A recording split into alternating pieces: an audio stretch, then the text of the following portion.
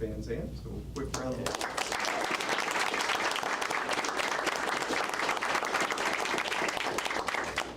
Next, congratulations to DeBray Middle School Band Director Kathy Pensky, who was inducted into the Band World Legion of Honor.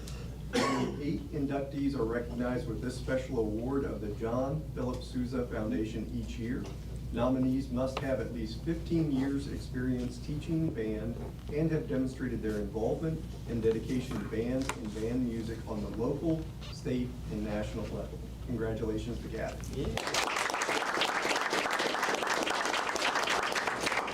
Finally, last but not least, congratulations to Fort Zumwalt's Executive Director of STEAM and CTE, Dr. Pat Brown, who is recognized by the O'Fallon Chamber of Commerce and Industries with one of the highest awards in the local business community, the Sue Pruce Person of the Year Award.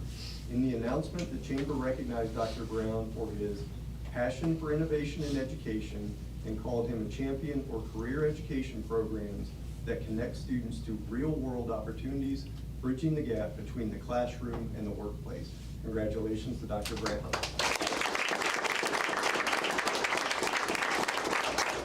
So last thing for the certificates, I think this is a great example of the different strengths reflected in our district from different venues and the ability to bring this to the table not only in an individual year, but over the course of a career and make those lifelong impacts on our students and our community.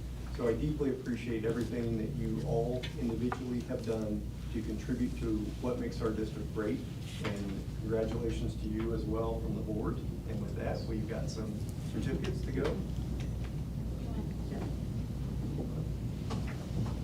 And then if we'd like to do family up for photos, whatever we'd like to do. So. Thank you.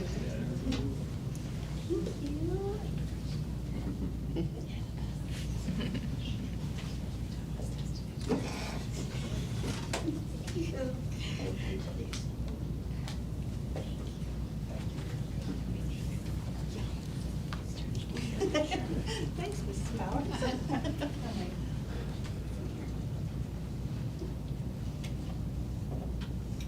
Congratulations, guys.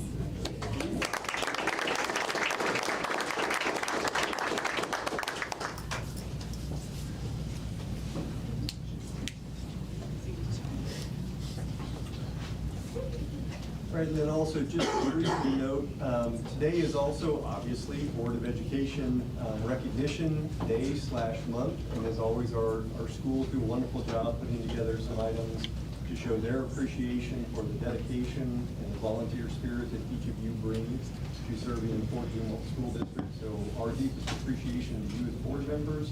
I hope you have a small vehicle to get these home in, maybe a truck. But the students and the staff put a lot of time and effort into thinking through what to bring tonight and showing some individual artwork. So just thank you and our appreciation. And with that, we're wrapped up with recognition. Thank you, guys.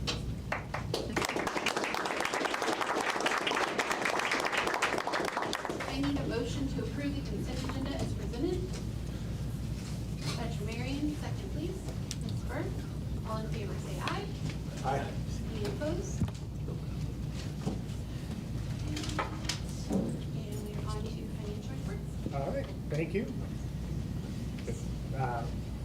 I'll start off with correcting one thing from last month. If you remember, I said our high needs funds was reduced by $600,000. We just got the appropriations bill that was passed last week, reintroduced it for this year. So, and it also made sure the formula was fully funded.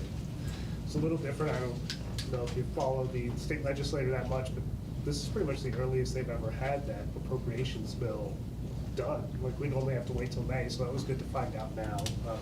So that's one piece of good news. The other good news we have in our financials is our property tax collections. As I noted last month, they were really good. They're remaining really good. We've already collected 99.9% of our budgeted property taxes. We're going to finish with a surplus in property taxes, which is great news. That's going to help us this year. It will mean that future years delinquent taxes are going to be a little less, but that's going to be over a 5-6 year range, so we probably won't really notice it. Expenses are also doing very well. They're right on with budget. If we wanted to say, hey, at this point in the year, we should be 75% done with salaries, that's kind of where we're at. We're almost exactly where we were as a percent last year, in terms of our budget. So I have, high hopes that our expenditures are gonna finish slightly under and our revenues are gonna finish a little bit over. So that means that $200,000 surplus might end up as $1 million surplus. So that's the thing. Any questions on the finances? All right, I need a motion to approve the financial report as presented. Mr. Pratt, Mr. Helms, all in favor, aye. Aye. Any opposed? Thank you. New business, Dr. Myers? Okay, thank you. First item under new business is the K-5 technology curriculum adoption. Mrs. Waters is going to be walking us through this, and she has some guests that she's going to be introducing. And then they will take us through the curriculum. Thank you, Dr. Myers. We have with us this evening Hannah Dyson, she's one of our instructional technology coaches for K-5. Really, she works with K-12. She does a lot of different things, wears a lot of different hats. One of the things that she undertook this year was to work with the technology teachers, and we have two with us this evening, Bethany Nill and Abby Hawkins. Hannah's going to kind of go through the right and the process and the outcome. They've done really great work and done a really good job of cross-referencing a lot of different things, which I think she's going to talk about this evening. Yes. All right, and we have a presentation that should be popping up here, so you can follow along with. So first of all, thank you. Oh, yeah. It's just like a classroom. We feel right at home. We feel right at home now. We're going to go sit on the carpet. Yes. Okay. While that's coming up, I'll just say, first of all, thank you for allowing us to come and share with you what we've been working on throughout the year this year.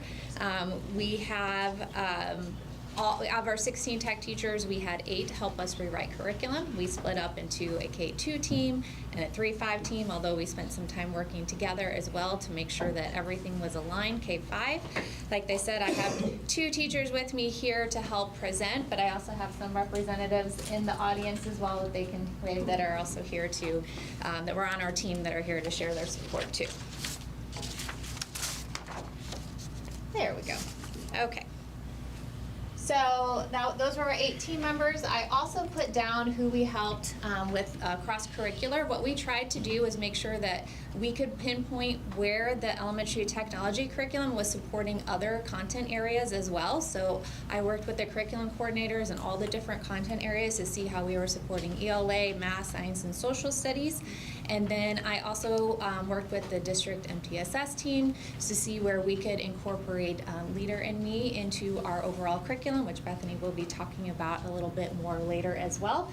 Also talked with library since we have some skills and content that overlap. So we worked on how we would each approach that from the technology classroom and the library as well. All right. So the first adoption of the elementary technology curriculum was back in 2016, which has now been 9 years.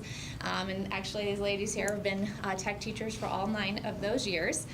So it was definitely time to do some updates. Technology has changed a little bit in the last 9 years. Because we don't have state standards that are mandated, we included the Missouri Computer Science Standards, but we also referenced the ISTE standards, which is International Society for Technology and Education. They're kind of not just national, but international standards. And those are what our original curriculum was built upon. So we wanted to continue to include some of those standards. And then we also included cyber.org cybersecurity standards because that is a new strand that we are incorporating into our curriculum. If you were here a couple years ago, actually these ladies were here with me too, we showed you the Sphero robots that we have added that are giving us hands-on ways to do computer science and also cybersecurity. So that's where that is all coming from. And then all 16 elementary teachers gave input throughout the year. We meet on early release days, so we were able to share our progress throughout the year with them. And then we also had some digital ways that they were able to give us feedback as well. All right, and then Bethany's going to talk a little bit more about... Oh, no. Oh, that's you. Next. She's trying to speed through it.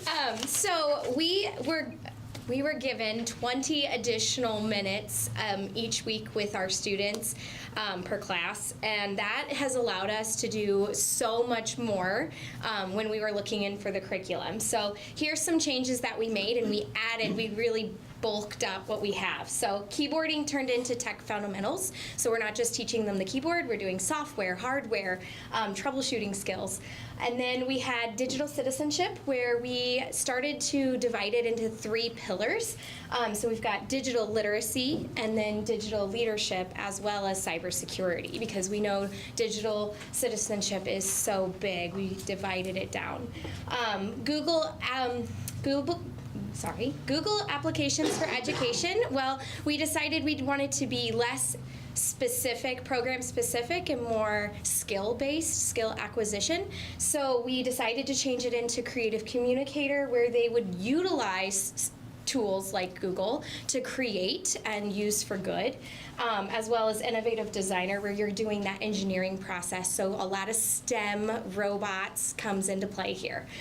We've got coding, where we also connect into robots as well with computational thinking, and then global collaboration turned into just everything. We were just trying to put it in everywhere because that's important as well. Now it's me. Okay. So we, a lot of us come from Leader in Me schools. Now we're all Leader in Me schools, and some of us, we were lucky to have lots of Lighthouse schools with us. We wanted to look at the 7 habits and how we could integrate them into our curriculum, because if it's a habit, it's something that we're putting into our daily practice. So we really looked for ways where we could weave the 7 habits through our lessons, and show kids how they could apply the habits to what they're doing in their digital lives. We worked with ELA and math to help do cross-curricular standards, so that they're starting to see where technology isn't just a class they take once a week, but it's a piece of everything in their lives, and it's not just the device in their backpack that we won't let them take out in our classes. We looked at the newly adopted ELA curriculum and places we could support them there in ELA with foundational skills that they might need to be better researchers, to be better with digital literacy and how we cite a source, and that Wikipedia is a source. We try to put those projects and activities, support them throughout our entire curriculum, so it's not just a one lesson we do one day. It's part of the lifestyle that they're learning along with their digital lifestyles. And then as far as looking at resources that we wanted to use, we reached out to multiple different vendors. We were looking at keyboarding resources, and then resources also to help us with those other areas that we teach. And we trialed 3 different programs, and of those 3, the 2 that we chose were Typing Club, which is the program that we are currently using. We found out that what we have really is the best of the resources out there, so that was a nice confirmation for us, and we had tried other keyboarding resources. And then under that same company, so Ed Club is the parent company that has Typing Club, they just added this year a program called Digital Citizenship and Digital Literacy, which is actually a little bit more, they actually have broader than what I would even call those titles. They have practice on skills from networking to writing a proper email to dealing with cyberbullying to how to use a trackpad and a mouse. So it's really great practice that helps us to put into practice the things that they are facilitating each week in class. And so as far as approval goes, what we have first of all is the Elementary Technology Curriculum Guide, which I know that Ms. Waters shared with you. That has how each of our standards in our units, it has a description of each unit, and then all the cross-curricular standards that we support with each of those. And then the resources and costs. So we were looking at, I talked with JB because we had a quote for a 1-year and a 3-year cost from those programs. He wanted us to do the upfront to pay for the 3-year, which was a $70,000 cost, about $23,000 per year over the next 3 years is what it would cost. But he wants us to do the $70,000 upfront because then you get a 15% discount versus if you pay each year. So that was his recommendation for us on that. We also have the Sphero and Indy robots that we showed you all a couple of years ago. Those are still in good working order, so we're going to continue to use those until they don't work anymore. So we're good on those. And then we also have some free vetted resources that we use. For example, Code.org is a national coding program. It's utilized throughout the world, honestly. And we have some other sources like Common Sense Media. They provide some of our digital citizenship lessons. Be Internet Awesome also provides digital citizenship lessons. And then cyber.org that we talked about, that is a CISA-supported program that is K-12 cybersecurity. So those are the resources, and we're looking for approval. Any questions that you have for us? Any questions? One question. Yeah. I'm just curious, the three pillars of digital literacy, thank we literacy weekend, cybersecurity probably. Yes. But what, can you give me an idea what leadership looks like, digital leadership? Yeah, so the Common Sense Media has 6 strands. So within those strands, they have things like media balance, dealing with the digital world and being kind online, digital etiquette. They talk about privacy and safety as well. So that digital leadership is how you take what you do and what you're learning in Leader in Me and how you apply that to the online world. So, you know, in face-to-face interaction, you still have to use those leadership skills, but it looks a little different when you're interacting with someone behind a computer. So that's Okay, the thank you. idea. Sure. Anyone else? Anything else? All right. If not, I need a motion to approve the K-5 technology curriculum. Mr. Helms, second, Ms. Burke. All in favor, say aye. Aye. Any opposed? Thank you guys so much. Thank you so much. Thank you. Thank you.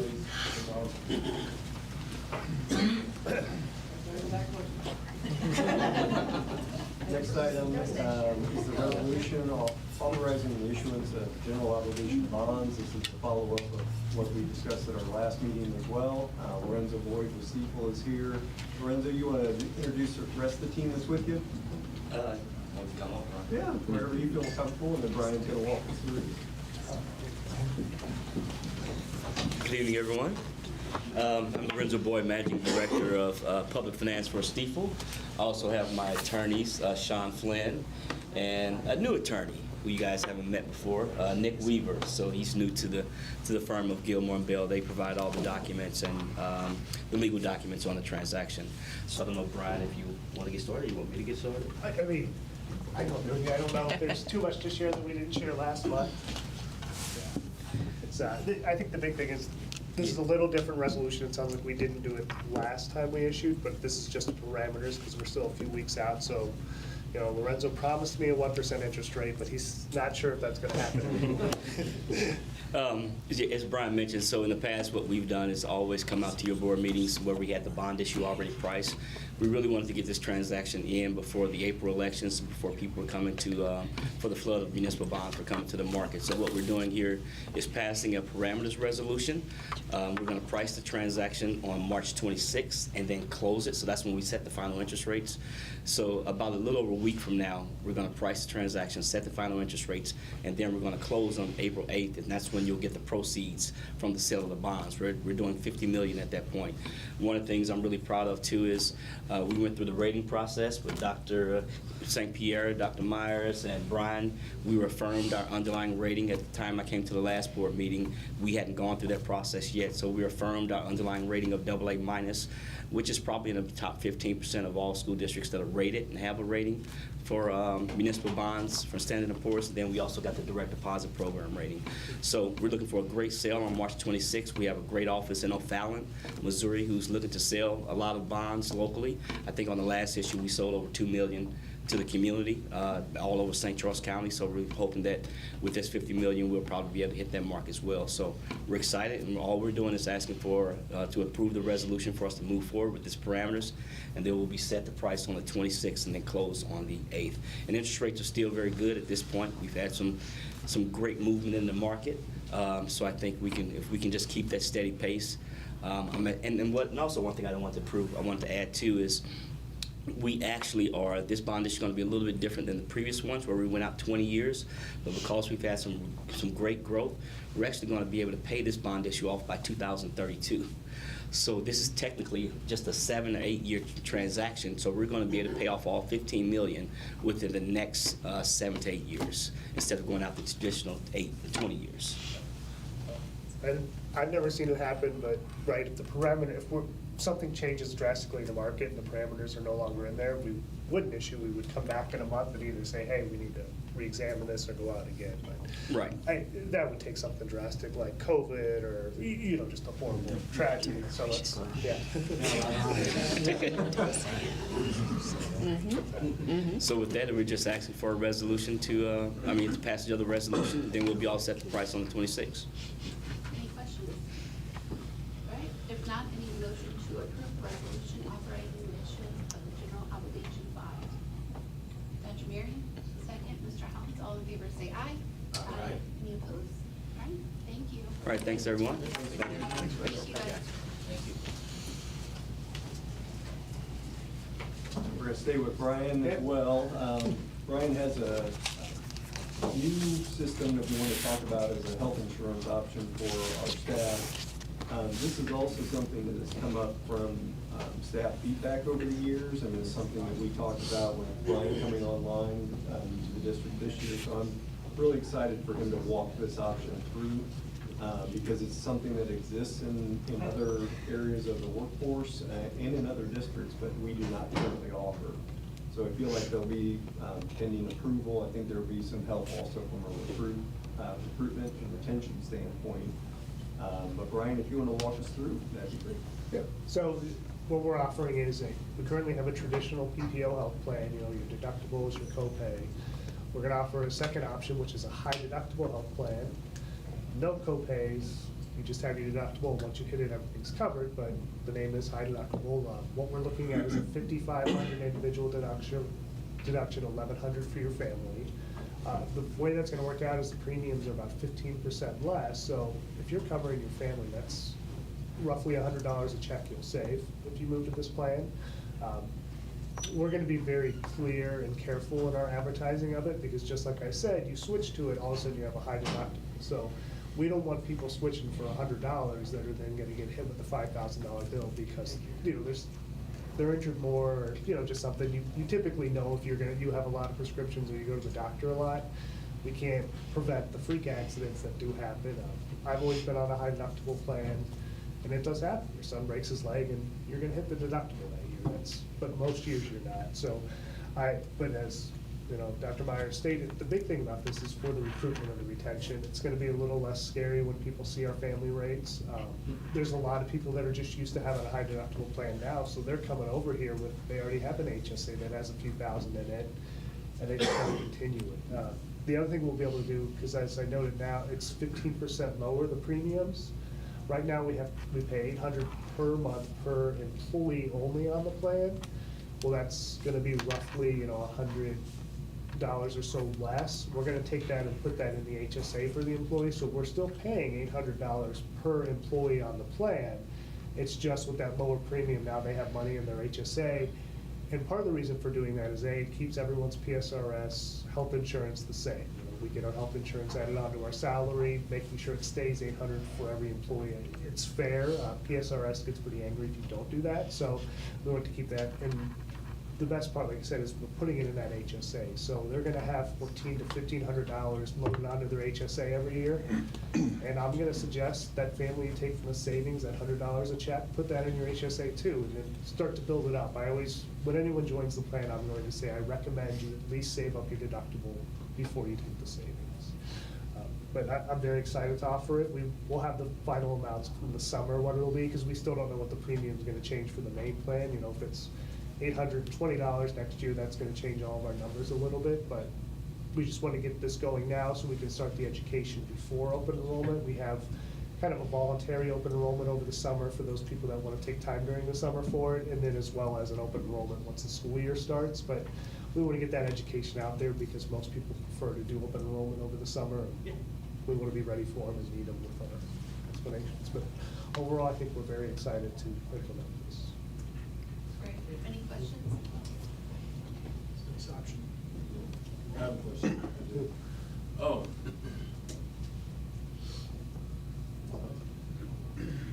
So I see in so I see the deductible, you have it at 5,500 for individual and 11,000 for family. And you have 1,500 per year that goes into each employee, HSA. HSA. Now, is that just for the employee, is that for each family member if they have? Just one, just the 1,500 just for families, or for the employee. So Okay. I cover my family, it would be 1,500 a month going to Okay. mine. That's all. Now, I wish we could do more. No, I was just Yeah. curious, 'cause I wasn't sure which way. All right, I need a motion to approve HDHP HSA plan. Mr. Crop, second please. Dr. Marion, all in favor say aye. Aye. Any opposed? Right, Dr. Myers? Okay, thank you. Next item under new business is the 25-26 certified and support staff projections. Henry's going to walk us through those and share this information for your review. Again, we do these annually, just a reminder when we're referring to projections. We're talking about current snapshots of how it exists, and then we will continue to refine those as we move into the, end of the year and then over the summer as well. So this is just kind of setting the bar, but knowing that we also have needs that we continue as things progress. So Henry, with Yeah, that. thank you, Dr. Myers, and good evening, members of the board. You have in your packet a memo from me outlining staffing projections for certified and support staff for 25-26 school year. As Dr. Myers said, this is kind of our annual process here is when you give you the updates of what we're anticipating for next year's staffing needs, and that is an individualized process that we go through based upon the needs of the district, the needs of the building, and enrollment choices for the students. Just as a little bit of backdrop that is important to know, as you all have heard before, one, this staffing projection kind of mirrors our gradually declining enrollment trend that we have been on, and we anticipate being on for the foreseeable future. Two, while Brian gave us some good news tonight, we know that, in previous evenings when his financial reports has not always been able to deliver such positive news financially. So that's kind of a backdrop piece. So some of these projections are kind of are developed with that in mind, that we know that we've had some negatives, some stressors hit the finances, and quite frankly, we're not quite sure what's going to be around the next corner as well in subsequent years. The third piece of this is that we also know that looking out forward, we have salary negotiations coming up for the 26-27 school year, which will be here before we know it. And we know that our staff salaries are not where we would like them to be from a competitiveness standpoint to help with that recruitment and retention. And so, when we have an opportunity to make some reductions, the thought being that money just stays with salary and benefits of staff, and so that's what we would hope that we can repurpose those savings with. That being said, as you see, the projections do call for a decrease overall of 16 and a half positions, the bulk of that coming on the certified side of things. We are projecting one less certified teacher at the elementary level, one less at the middle school, a reduction of 10 general ed teachers at the high school, and 4 special education teachers across the district. All of the reductions are done through attrition, so they are transfers, resignations, retirements. Nobody loses a job, of course, and they're done in consideration, again, with needs of the building as well. In addition, consultation, of course, very heavily with the building principals, Dr. Smith with special education, Mr. Moore with our support services side of things. And I've also included the DESE guidelines for class sizes. There's a chart there that references, it's a little confusing. There's a recommended standard and then a minimum standard.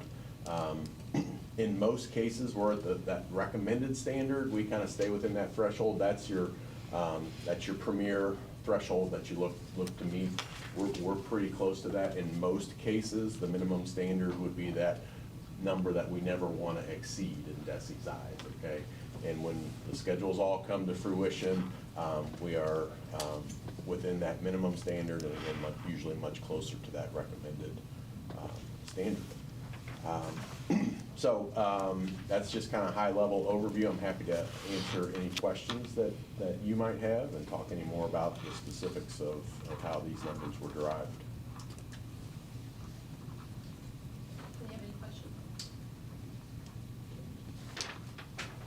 I want to say something. So first, thank you. I know you sent a lot of additional information that was from my questions. And I know when we talked, you expressed that as those schedules are being made and as everything's being finalized, it's easier to go ahead and hire another teacher.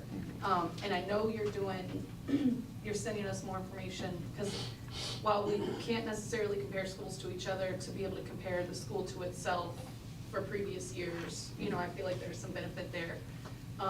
So hopefully we can look at that, because while I know we're looking at these, the minimum standards and the recommended standard, as an average, with an average, of course, you have some high, you have some low.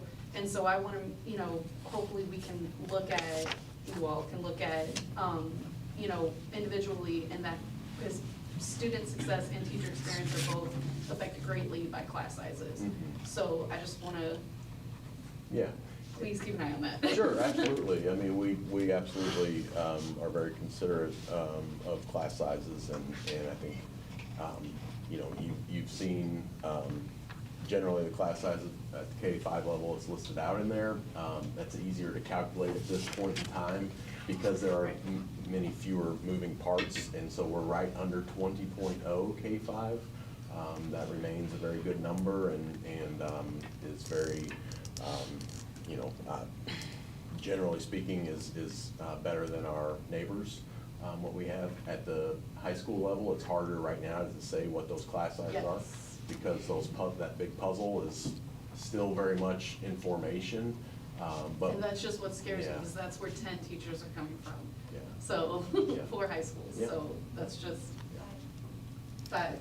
Is Hope listed? I didn't see Hope listed Yeah, as one of the ones. we've no changes for Hope High School's certified staffing, but they're included in the overall count, count, of yeah. course, yeah. So sure, absolutely, noted. Henry, I gotta ask you this. Yes. How do we put, when it says number of kids, how is there a point like 8 after, it's not 8, but 8? Yeah, it's a good question. So, so like at, you know, we may have, at a first grade classroom with 3 teachers, we may have, and my math won't math here, but 20 kids, 20 kids in one section, 20 kids in another section, and 21 in the third section. So that averages out to 20.3, I think, right? So that's how we come up with 20.3 kids. But we keep the kid fully. We do, yes. Not that hard. Right. Get some very pregnant times. Everybody say. Send part, they arm should. So, the gist of this is you're still very much in planning stages Yeah. of, and there's room, even as you go on, to adjust and add people Yeah, in. yeah, when it's needed. definitely a process that, you know, really starts in January, February, and it is not complete until June and sometimes later. Even at, most likely, once we get into the summer, we'll see changes every now and then at the kindergarten level. We may have a couple kids move in that just kind of move us over.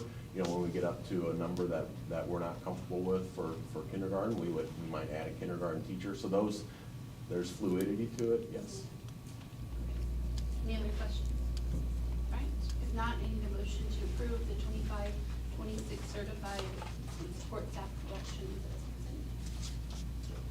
Mr. Helms, second.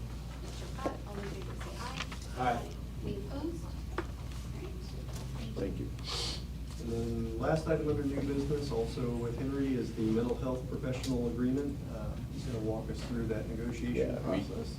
thank you again, Dr. Myers, and good evening again, members of the board. You also have a memo from me outlining recommendations for the mental health professional agreement revision. We have an existing agreement that expires at the end of the year, and so it's necessary to come back together with the group and negotiate the language associated with that and see what types of changes are in order. And so we did that. I know Brittany's here, and Mr. Schulte was on the team as well, and Mrs. Williams as well, among some other folks, Jamie with the FZEA. And so you have a kind of a summary sheet in your memo which outlines the bulk of the changes that were agreed upon with the negotiation teams. That then was sent out to the mental health professional group, and they voted on that, and 67% of the members who voted to approve the recommended changes. So bring this to you, to the Board of Education for approval tonight, and if that is approved, then we will work on incorporating these changes into the master agreement and have that ready to go by July 1. Happy to answer any questions you might have. Alright. If not, I need a motion to approve the mental health professional agreement as presented. Mr. Helms, second. Dr. Marion, all in favor say aye. Aye. Any opposed? Alright. That's all Thank you. we have on there. Now we're to comments from the board. I will start with you, Mr. Pratt. Sure. Well, first I'd like to say congratulations to our 3 educators, Ms. Vincent, Ms. Finsky, and Mr. Brown for their accomplishments. That was fantastic. Also, we have congratulations to the South Boys High School Wrestling team. They finished the state tournament among the top 10 teams in the state. And just a little add-on there, we have a wrestler at North High School, Deacon Moran, who entered a national competition, was 4 points shy away from first place. He won second place there. He's off to another tournament next year, and the kid's just a junior. So congratulations to Deacon Moran. That's great. Yes, congratulations to those recipients as well, and thank you so much for all the hard work that went into all the presentations that we received. That was a lot. I know it went quickly, but that was a lot that went into that, so thank you so much. Also this month, March is National Music in Our Schools Month. More than 100 students have earned spots at the state solo and ensemble competition this spring. These musicians work overtime to prepare special musical selections for performance competition. Congratulations and good luck. Thank you. Mr. George? I'd like to give some recognition. I was asked again, and I feel it's a privilege, to speak at Career Day at Hope High a couple of Wednesdays ago. Just like to give a shout out to Principal Burkhardt. Had a good conversation with him. He said things are going well over at Hope, and that's good. The homeroom teacher I had was Mr. Robert James. Made my job a lot easier. And then the organizers of the event were Mandy Dial, Maggie Weber, and Dana Asher.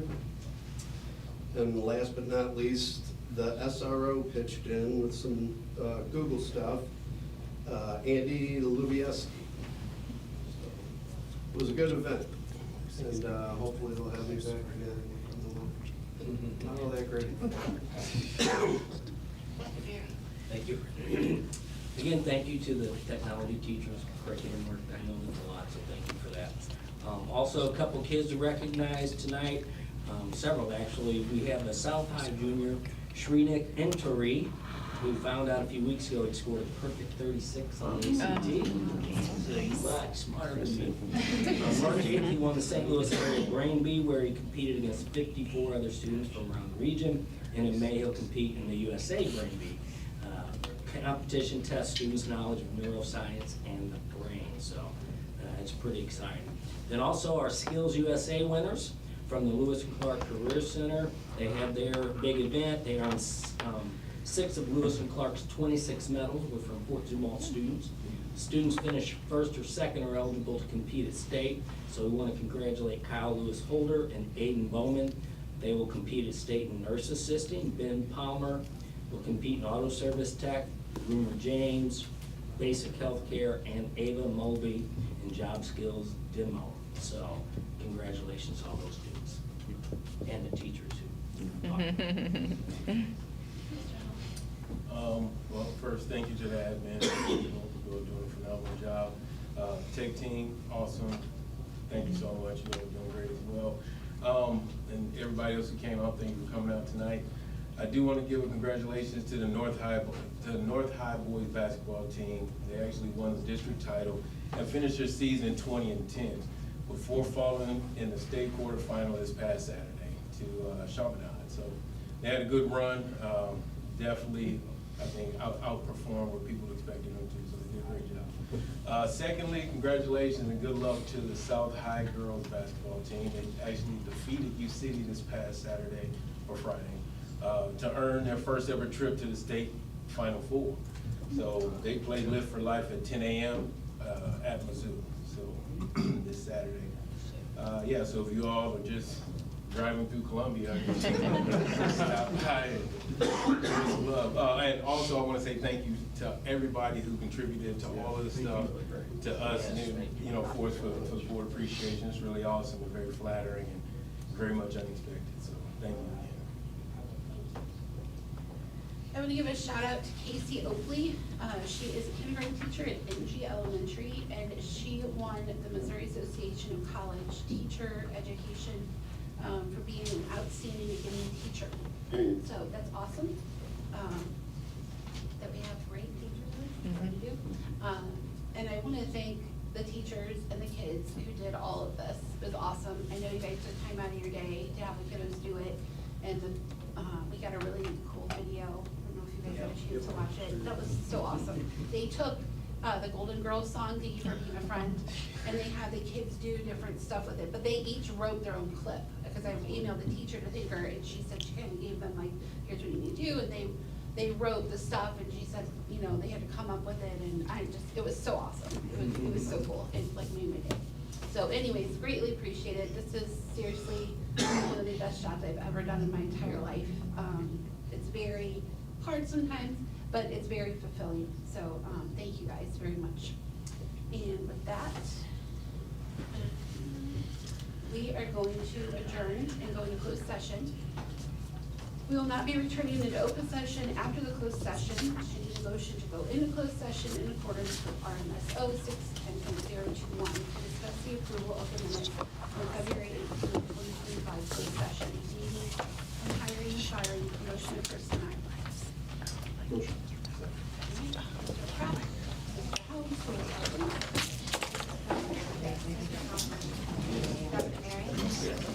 No, no. Mr. Brown? Yes.